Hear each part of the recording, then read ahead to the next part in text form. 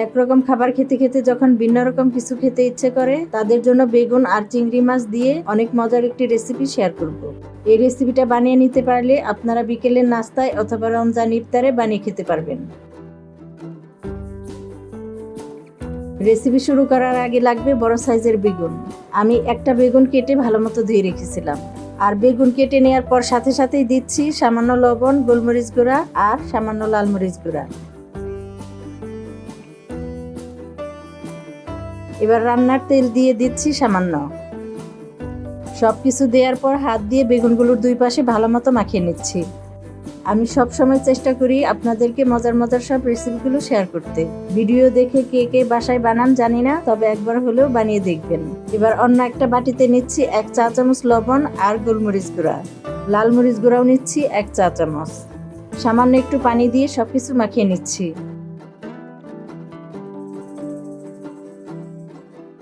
এবার মাঝারি সাইজের চিংড়ি মাছ নিয়ে এই মশলাতে মাখিয়ে নিচ্ছি। ভালো মতো মশলাগুলো লাগিয়ে নিতে হবে, যাতে মাছের গায়ে মশলাগুলো ভালো মতো লেগে থাকে।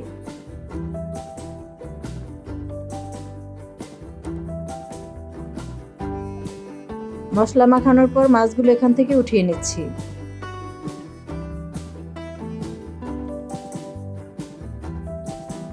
এবার এই মশলার বাটিতেই নিচ্ছি 1.5 কাপ পরিমাণ বেসন, সামান্য লবণ, সামান্য জিরা গুঁড়া দিচ্ছি। এবার দিচ্ছি একদম সামান্য হলুদ গুঁড়া।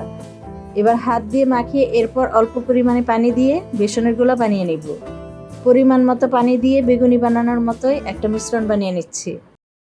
সামনে সবার ঘরেই কম বেশি বেসন থাকবে, তখন বানিয়ে দেখতে পারেন। খুব ভালো মতো হাত দিয়ে এভাবে মাখিয়ে নিচ্ছি।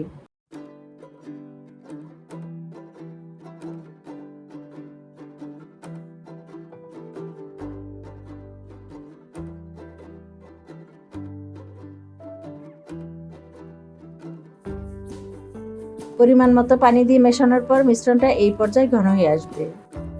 এবার মাখিয়ে রাখা বেগুনগুলো প্যানে সামান্য তেল দিয়ে দুই পাশে হালকা করে ভেজে নিচ্ছি।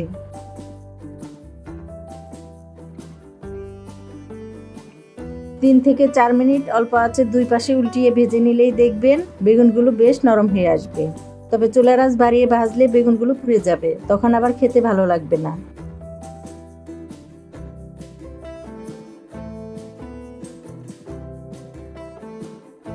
বেগুনগুলো এই পর্যায়ে আসলে উঠিয়ে নিচ্ছি।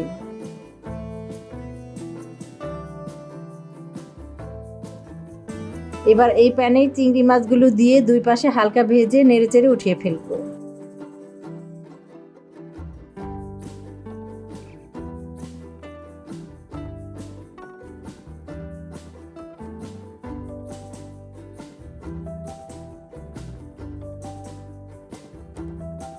এবার ভেজে রাখা বেগুন নিয়ে তার উপরে একটা করে চিংড়ি মাছ নিয়ে এভাবে রোল করে ভাজ করে নিচ্ছি।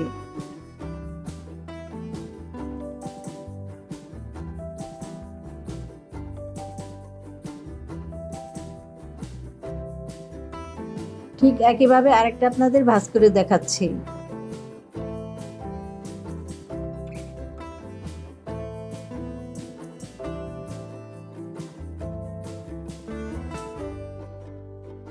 এবার একটা একটা করে নিয়ে বেসনের গোলাতে দিয়ে ভালো মতো লাগিয়ে গরম তেলে দিয়ে ভেজে নিচ্ছি।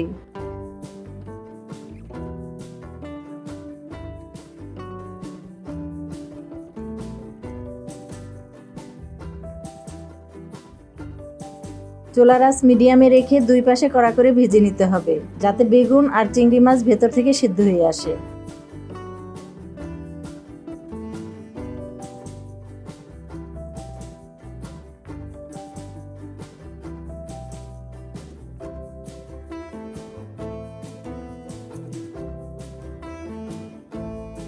বাসায় মেহমান আসলে বানিয়ে সামনে দিতে পারবেন, দেখবেন খাওয়ার পর আপনার কাছে রেসিপিটা জানতে চাইবে। তেল জড়িয়ে উঠিয়ে নিচ্ছি।